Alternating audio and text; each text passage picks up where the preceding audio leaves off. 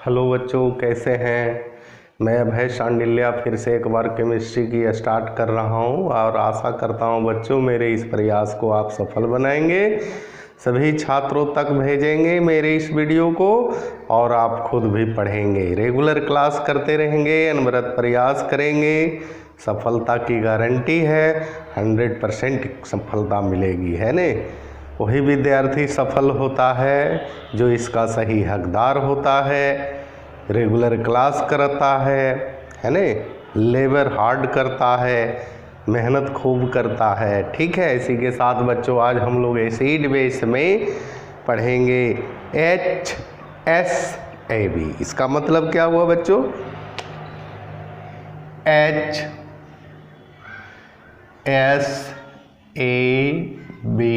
Principal.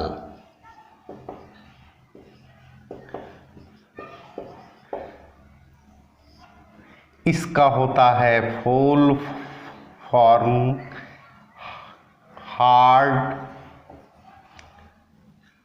Soft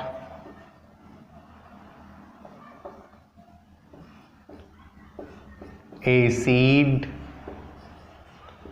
and base principal.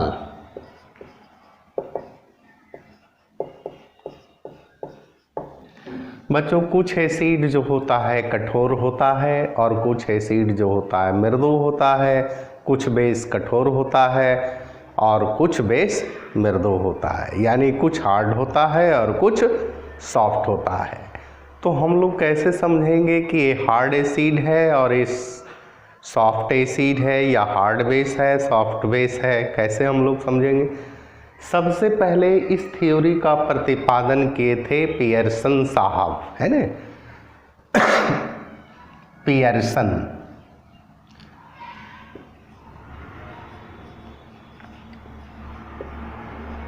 है ना।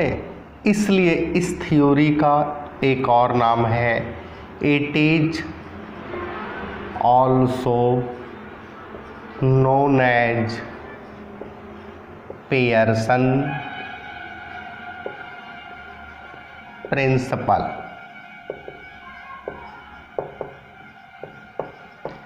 कहता है कि पियर्सन साहब इस थ्योरी का प्रतिपादन, ऐसे तो एसिड बेस में बच्चों बहुत सारा हम लोग देखे हैं, प्रिंसिपल देखे हैं, है ना। मॉडर्न कंसेप्ट में देखे थे Arrhenius concept of acid and base, Bronsted Lowry concept of acid base, है ना। लेविस कंसेप्ट, सभी का अपना अपना और अलग अलग सिद्धांत था और सभी का सिद्धांत एसिड बेस से रिलेटेड थे। तो पियर्सन साहब पियर्सन प्रिंसिपल में भी एसिड बेस से रिलेटेड ही सिद्धांत है। आखिर पियर्सन साहब इस सिद्धांत का प्रतिपादन क्यों किए, क्या प्रॉब्लम हुआ इनको, जिसके कारण इनको ये हार्ड एसिड और बेस के बारे में बताना पड़ा? तो कहता है कि पियर्सन साहब को सबसे पहले बच्चों, है ना, कॉम्प्लेक्स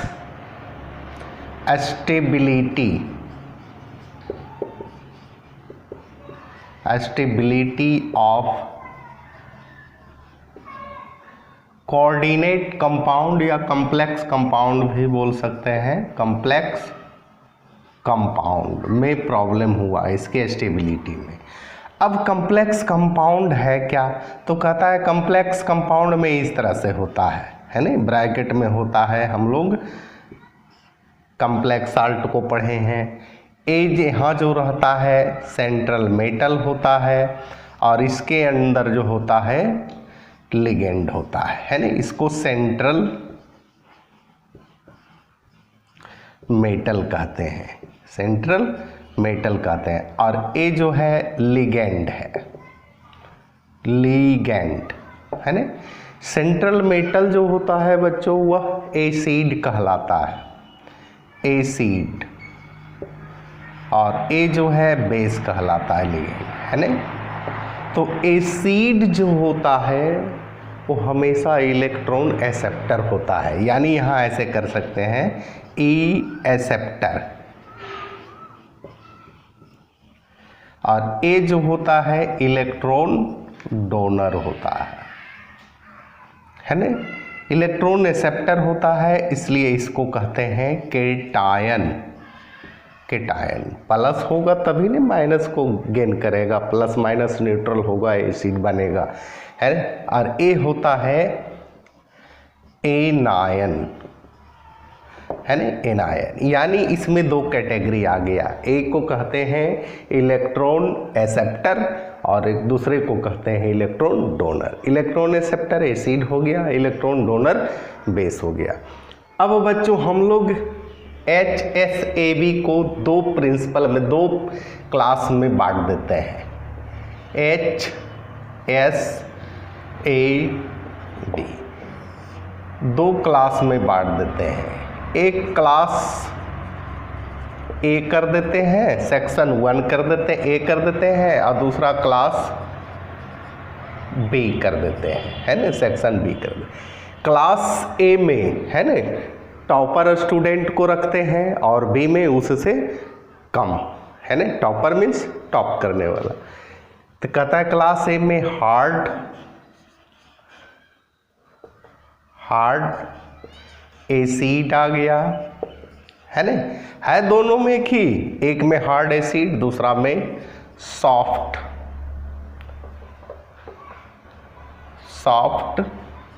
एसिड।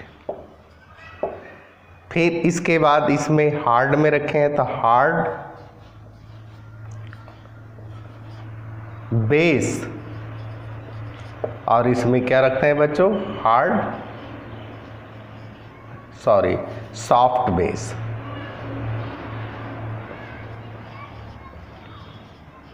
यहां तक तो बच्चों आपने समझ गया। अब हम लोग देखते हैं हार्ड एसिड। तो कहता है हार्ड एसिड जो होता है उसका साइज स्मॉलर होता है, साइज स्मॉलर, और कहता है कि smaller the size of cation greater will be the polarity, है ना। तो यहाँ रखते हैं स्मॉल साइज, यानी परमाणु का आकार केटायन का आकार से, है, ऊपर से नीचे आते हैं ग्रुप में, टॉप टू बॉटम आते हैं। एटॉमिक नंबर इंक्रीज करता है, एटॉमिक नंबर जब इंक्रीज करेगा तो स्वाभाविक है कि एटम का साइज बड़ा होगा, है कि नहीं। तो कहता है कि स्मॉल साइज होता है, और जब इसका स्मॉल साइज होगा तो सॉफ्ट एसिड का साइज क्या होगा, लार्ज साइज। अब बच्चों हम लोग देखते हैं एग्जाम्पल में, H प्लस है, Li प्लस है, K प्लस है, Na K प्लस है ना, Be प्लस 2 है, Mg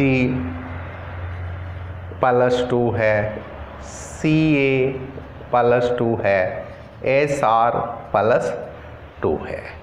अब बच्चों हम लोग देख लेते हैं सॉफ्ट एसिड में। सॉफ्ट एसिड में हम लोग देखते हैं Cu plus Ag plus Hg plus Cd plus Pt plus, है ना। अब बच्चों थोड़ा सा हम लोग देख लेते हैं, यानी हार्ड एसिड वही होगा जिसका साइज छोटा होगा, सॉफ्ट एसिड वही होगा जिसका साइज बड़ा होगा, हमेशा याद रखिएगा। अब कहता है कि हार्ड बेस और सॉफ्ट बेस। हार्ड बेस में बच्चों क्या होता है कि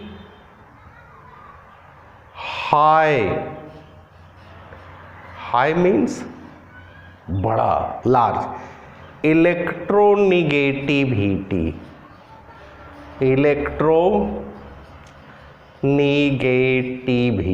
जिसका विद्युत ऋणात्मकता बच्चों क्या हो, बड़ा हो, है ना। अब सॉफ्ट बेस में क्या होगा, लो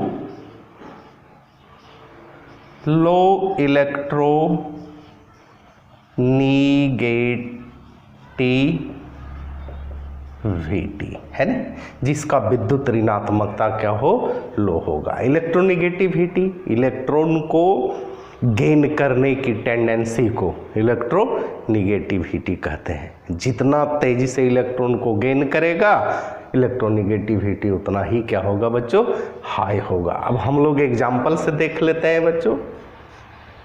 OH FCl है ना, कहता है कि ये सब का इलेक्ट्रोनिगेटिविटी क्या होता है बच्चों, हाई होता है। अब हम लोग देख लेते हैं एग्जाम्पल में, है ना। ए क्लास बी में है H माइनस I माइनस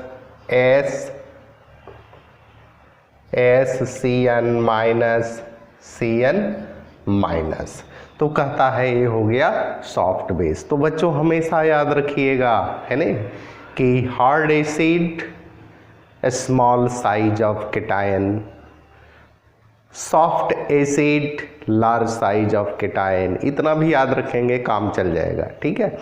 इसके बाद कहता है कि हार्ड बेस हाई इलेक्ट्रोनिगेटिविटी, विद्युत ऋणात्मकता हाई होगी, और सॉफ्ट बेस लो इलेक्ट्रोनिगेटिविटी, विद्युत ऋणात्मकता क्या होगी, लो होगी। यहाँ तक नोट किया जाए बच्चों। तो बच्चों समझ में आया HSAB प्रिंसिपल।